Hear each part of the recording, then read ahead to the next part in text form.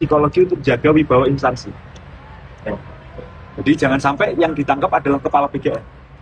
Yang ditangkap harusnya mantan kepala BGN. Jadi ada kecenderungan untuk, kalau bahasanya anak-anak sekarang itu paranoia, ketakutan kalau sampai citranya itu hancur. Psikologi politik nasional hari ini seperti itu. Jadi kita lagi punya presiden yang sangat malu sekali kalau apa yang dia banggakan itu ternyata begitu terhina. Berapa kali kita ngeritik MBG itu? Mulai dari urusan korup keracunannya, politisasinya, anggaran yang buang-buang gitu. Sampai kita cetuskan paling bergerosi dan alhamdulillah kemudian waktu yang membuktikan itu. Itu poin pertama. Poin kedua itu, saya nggak mau melepaskan penangkapan kepala BGN ini dalam konteks ekonomi. Karena kayaknya kalau kita mau bicara Indonesia hari ini, kita nggak mungkin terlepas dari konteks ekonominya. Saya di UMK itu kalau diingat ngomong, yang namanya revolusi, perubahan infrastruktur itu pasti akan terjadi kalau ketemu krisis politik sama krisis ekonomi. Krisis politik hari ini sudah terjadi. Krisis politik itu kan ketika ada pemilu tidak demokratis, ada lembaga negara yang tidak berfungsi sebagaimana mestinya. Loh, DPR itu kan harusnya ngawasi presiden. Lah kok jadi juru bicara presiden? Dino Patijalal ngeritik presiden, malah dibela sama Habibur Rahman. Yang kedua, yang ketiga, tadi pemilu tidak demokratis, lembaga negara tidak berfungsi, rakyat yang tidak percaya sama pemerintah.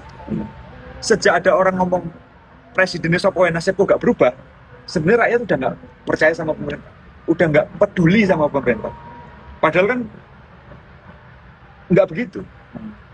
Siapa presiden itu tetap akan berpengaruh ke rakyat yang paling kecil. Cuma kok rakyat sampai ngomong kayak gitu, itu karena nggak percaya.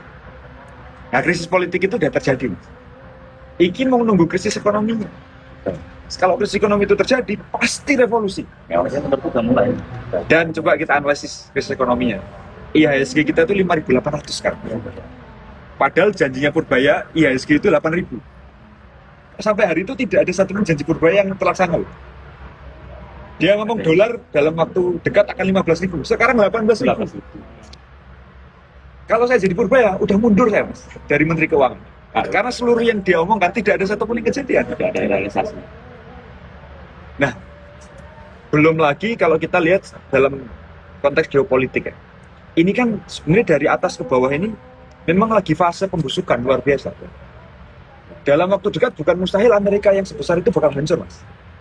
Dan di semua sejarah, kalau ada super power yang hancur, maka itu akan membuat yang lain jadi bergejolak. Beberapa tahun setelah Uni Soviet hancur, kita reformasi, Mas. Dan kayaknya ini akan lebih cepat.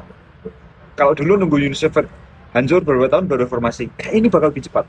Karena apa? Karena ada media informasi, ada era disrupsi, perubahan teknologi yang mempercepat perubahan.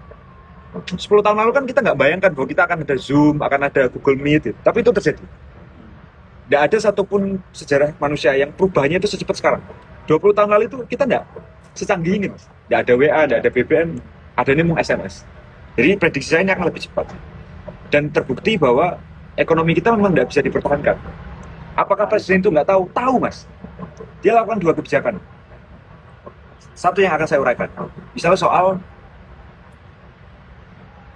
ekspor satu pintu. Beliau kan umumkan kemarin, dan itu jarang terjadi di sejarah paripurna ya.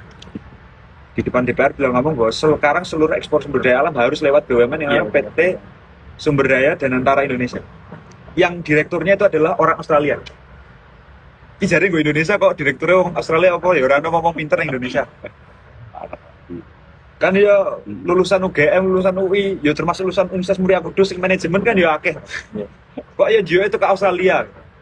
Kita duwe banteng, duwe cendrawasih kan jiwa kan guru. Ini kan problem. Jadi anti asing kita kok malah asing mereka. Nah itu bukan dilakukan tanpa konteks ekonomi, Mas. Kenapa kok sengaja di satu pintu kan? Ya karena supaya menambal kebocoran yang selama ini terjadi, supaya krisis ekonomi itu nggak terjadi.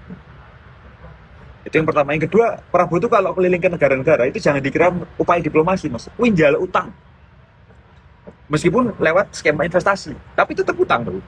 Itu ikatannya luar biasa. Jadi hari ini Pak Prabowo itu sales negara, Mas. itu presiden. Beliau keliling ke satu negara lain itu untuk doli apapun yang orang Indonesia. Jadi beliau sales yang gagal. Klaimnya tadi apa? Gara-gara Prabowo keliling, ada investasi 2.400 T. Padahal 2.400 T, Mas, akumulasi dari seluruh investasi di dalam dan di luar negeri. Jadi, sing dilakukan pengusaha ada Prabowo pun tanpa itu terjadi. Bahkan menurut saya malah gara-gara Prabowo malah investasinya turun sih. Kalau presiden bukan kayak Prabowo ini, mungkin investasinya bisa 3.000 T. Ya. Sekarang coba gini, kalau kita ngomong investasi ya, ini gambaran paling dasar supaya kita semua gampang paham. Misal kita mau buka atau berinvestasi ke pasar, dan di situ udah jual macam-macam, kita mau ikut jualan di situ, mau sewa ruko gitu. Kita tahu, Mas, yang nama kepala pasarnya itu, untuk jadi kepala pasar dia harus bikin kecurangan. Mulai dari yang harus ngangkat anaknya presiden itu jadi cawapresnya, ngangkangi MK gitu. Itu kepala pasarnya kayak gitu. Terus kepala pasarnya di dalam memilih pengurus pasar, iki milih siapa sing paling memuji dia, sing jilat dia. Ini kompetensi, Mas. Coba itu di riset aja dari menteri satu menteri yang lain. Kelurusan antara studinya dia dengan objek pembelajarannya, studi dengan objek pekerjaannya itu jauh. Purbaya itu kan teknik, Mas. Kan ngurusi keuangan, boleh nggak? Boleh. Tapi tidak adakah ahli keuangan yang kemudian pengetahuannya bisa dihargai? Itu contoh. Dan nggak hanya Purbaya yang seperti itu. Terus pasar ini, Mas, memelihara orang-orang yang justru bikin pasar itu nggak rame. Maaf, misalnya preman, ormas-ormas tertentu, yang isinya ngaco aja. Coba kita pikir pakai akal sehat aja. Kita mungkin nggak bakal buka warung di pasar yang kayak gitu. Nggak bakal mau, Mas. Sehingga jangan heran kalau IHSG kita turun sedemikian rupa. IHSG itu, gampangnya ya, itu tanda percaya atau tidaknya pengusaha pada iklim ekonomi kita, pada investasi kita. Jadi kalau investasi yang bagus, IHSG pasti akan naik. Kepercayaan dunia, kepercayaan pasar. Kalau IHSG turun, berarti pasar udah nggak percaya sama kita. Dan cara merasionalisasikan bahwa pasar ini nggak percaya gampang sekali. Dengan tadi gambaran kepala pasar yang sangat tidak kompeten. Sehingga kalau setiap pidato ngomongnya kui terus, blunder terus, kan ada pola hidup sehat itu kan sekarang bertambah. Dulu pola hidup sehat itu olahraga, makan teratur, tidur cukup, minum air putih cukup, buah-buahan, sayuran. Sekarang tambah, jangan dengerin pidatonya Prabowo.